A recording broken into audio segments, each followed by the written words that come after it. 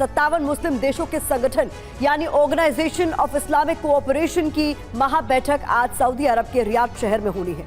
इस बैठक में ओआईसी के सभी 57 सदस्य देशों के प्रतिनिधि शामिल होंगे। बैठक का मुख्य एजेंडा इजरायल और फिलिस्तीन के बीच चल रहे संघर्ष पर चर्चा है। लिहाजा आपके लिए समझना भी जरूरी है कि ओआईसी के कुछ सदस्य देश पूरी तरह से इजरायल पर आक्रामक हैं। गाजा पर हमले की आलोचना की आड़ में इजरायल विरोधी एजेंडा चला रहे हैं और किसी भी कीमत पर इजरायल का सर्वनाश ये सभी देश चाहते हैं। ईरान के सर्वोच्च नेता अली खामनेई और तुर्की के राष्ट्रपति तैयब एर्दोआन ने इजरायल के खिलाफ कड़ी कार्रवाई की मांग पहले ही की है। ओआईसी की बैठक के बाद लगता है कि फिलिस्तीन इजरायल विवाद और भी तल्ख हो सकता है। इसलिए हमारा सवाल है कि क्या दुनिया भर के मुसलमान मिलकर मिटा देंगे इजरायल का नामो निशान। और सबसे पहले शुरुआत कर रहे हैं इस वक्त की बड़ी खबर के साथ। बता दें आपको गाजा जंग पर दो बहुत बड़ी खबरें आपके सामने, जहां पहली खबर यह कि सऊदी अरब में 57 देशों की महाबैठक होनी है। ईरानी राष्ट्रपति रईसी इसके लिए सऊदी पहुंच चुके हैं। ये पहली बड़ी खबर है जहां ओआईसी की बैठक सऊदी में होनी है। 57 देशों का ये जमावड़ा जो सऊदी में इस बार होगा और इसके लिए हम आपको बता रहे हैं कि अलग अलग देशों के प्रतिनिधि एक ही जगह पर एकत्रित होंगे, एकजुट होंगे और इस बड़ी खबर पर सभी की निगाहें टिकी हुई हैं। और इस बीच दूसरी बड़ी खबर भी आपके सामने रख देते हैं, जहां पर मक्का के इमाम का बड़ा बयान सामने आया है। मुस्लिमों को वॉर से दूर रहने के लिए कहा गया है।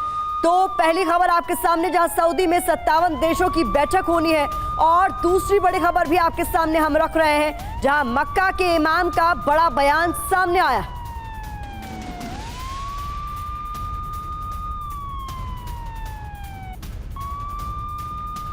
और इस बीच कई तरह के सवाल उठ रहे हैं। क्या मुस्लिम कार्ड से इजरायल विध्वंस का प्लान तैयार कर लिया गया है? गाजा जंग को लेकर आपके सामने जानकारी हम रखने जा रहे हैं। हमास वर्सेस इजरायल तस्वीरें आपके सामने हम रख ही रहे हैं युद्ध की लगातार, लेकिन इस बीच जानकारी भी आपके लिए हम साझा कर दें। देखिए, ओआईसी को लेकर जानकारी आपके सामने हम रख रहे हैं, किस तरीके से 57 देश एंटी मुस्लिम और इस पूरे एजेंडे को लेकर जानकारी निकलकर सामने आ रही है। देखिए, सबसे बड़े मुस्लिम नेता एक जगह पर इकट्ठा हो रहे हैं। 57 देशों का ये ऑर्गेनाइजेशन है जिसकी बैठक सऊदी अरब में होनी है और किस तरीके से इसको लेकर पूरी तैयारी कर ली गई है। सबसे बड़े मक्का के इमाम, गाजा युद्ध और ये अलग अलग कैरेक्टर्स जो हैं इस युद्ध के बीच वो सामने आए हैं, जहां पर मक्का के इमाम ने कह दिया है कि मुसलमान इस युद्ध से दूर रहें।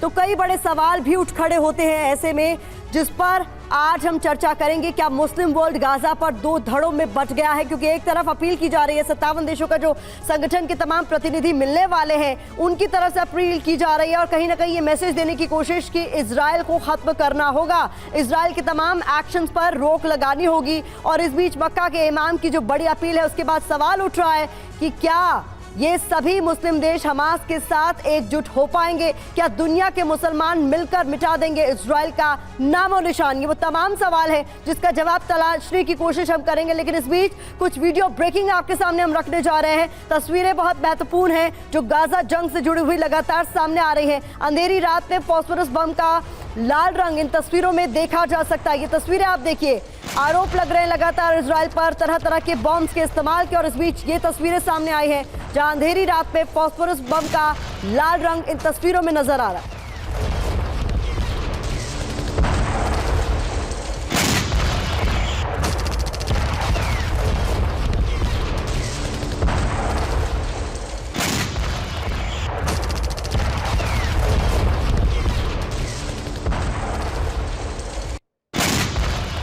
और इस बीच अगली तस्वीरें आपके सामने हम रखने जा रहे हैं। जो वीडियो आपके सामने रख रहे हैं वो देखिए, इसको देखकर सवाल उठ रहा है कि ये फास्फोरस बम का इस्तेमाल किया गया या फिर ये है स्मोक बम। अपने एक्सपर्ट से भी इस पर विस्तार से चर्चा करेंगे, लेकिन ये तस्वीरें आप तक पहुंचा रहे हैं जो युद्ध क्षेत्र से सामने आ रही है, जहां पर जिस तरीके से ये धुएं का पूरा गुबार उठता हुआ सफेद रंग के धुआं इसमें साफ तौर पर नजर आ रहा है। सवाल ये कि ये फास्फोरस बम है जैसा कि आरोप इजरायल पर लगाया जा रहा है इनके इस्तेमाल का, या फिर स्मोक बम। فوسفور بكميات هائلة في كل مكان في أرجاء غرب وبأعداد كبيرة جدا جدا جدا وتطلق النار। और कुछ और तस्वीरें इस बीच आपके सामने हम रखने जा रहे हैं, महत्वपूर्ण है ये भी। गाजा में आईडीएफ के ग्राउंड ऑपरेशन की ये तस्वीरें बताई जा रही है। गाजा में लगातार आईडीएफ की तरफ से ग्राउंड ऑपरेशन चलाया जा रहा है और किस तरीके की तस्वीरें सामने आई ये देखिए आप।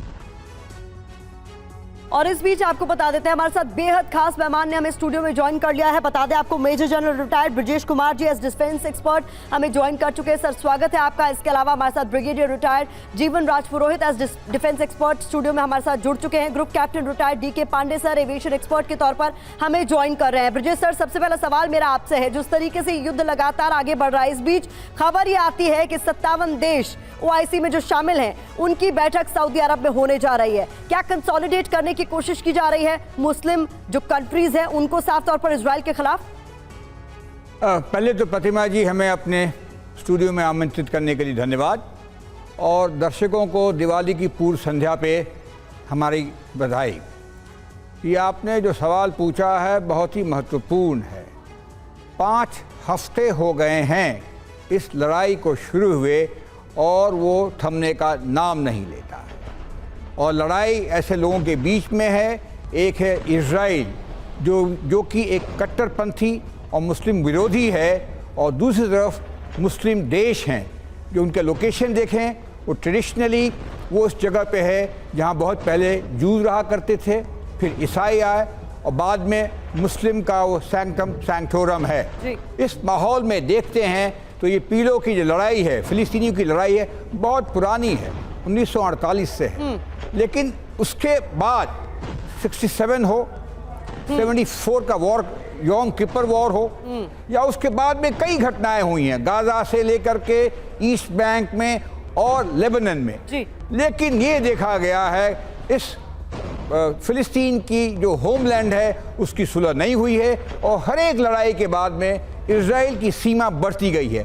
वो जगह को कंसोलिडेट करता रहा है और वो अभी स्थगित सा एक बड़ा सा महत्वपूर्ण देश हो रखा है जी। ना, इसके अगेंस्ट बातें तो बहुत चलती हैं पूरे मुस्लिम वर्ल्ड में जी। लेकिन ये 57 मुस्लिम देश अगर देखा जाए क्या वो एक हैं? क्या उनकी सोच एक है? Important point. अगर उसको देखा जाए तो पता ये चलता है फिलिस्तीनी दुनिया में सब जगह फैल गए हैं। फिलिस्तीनी जो भागे गए हैं, जो भगाए गए हैं। तो सर इस बीच सवाल ये भी उठता है, जीवन सर, सवाल मेरा ये है कि ओआईसी की जो बैठक होने जा रही है इसमें क्या युद्ध का नैरेटिव बदलने की या फिर सेट करने की कोशिश के तौर पर भी इस बैठक को देखा जाना चाहिए कि जिसमें इसे यहूदी बनाम मुस्लिम बनाने की पूरी तौर पर कोशिश की जाएगी इन देशों द्वारा?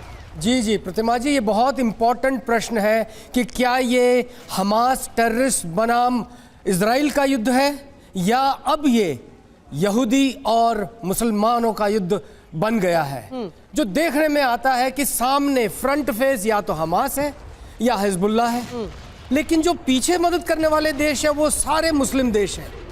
और अब चारों तरफ से मुस्लिम देशों का प्रेशर इतना बढ़ गया है कि यहूदियों के खिलाफ कुछ करो, और इसको लेकर के चाहे ओआईसी हो चाहे ये 57 मुस्लिम देश हो, इकट्ठा होकर के एक राय बनाने की कोशिश कर रहे हैं। और ये राय बनती नजर आ नहीं रही है। जो युद्ध सिर्फ हमास के खिलाफ था अब क्षेत्रीय युद्ध बन गया है। अब क्षेत्रीय युद्ध के तक ही रहेगा या बढ़ जाएगा, ये बहुत बड़ा प्रश्न है। ओआईसी और 57 मुस्लिम देश ये मिलकर के तय करें कि किस तरह से हालात को कंट्रोल में लाना है, ये सबसे बड़ा मुद्दा है। क्या हॉस्टेज लौटाए जाएंगे? क्या ये सिर्फ मुसलमानों की लड़ाई है? ये बड़े मुद्दे हैं जो कि इनको सोचना पड़ेगा। इसके अलावा सऊदी अरेबिया का अमेरिका से रिश्ता, रशिया और चाइना का यहाँ पर इन्वॉल्वमेंट, ये अपने आप में बहुत बड़े मुद्दे बन जाते हैं। इसलिए ओआईसी और ये मुस्लिम देशों की मीटिंग अपने आप में बहुत ही महत्वपूर्ण मीटिंग बन जाती है।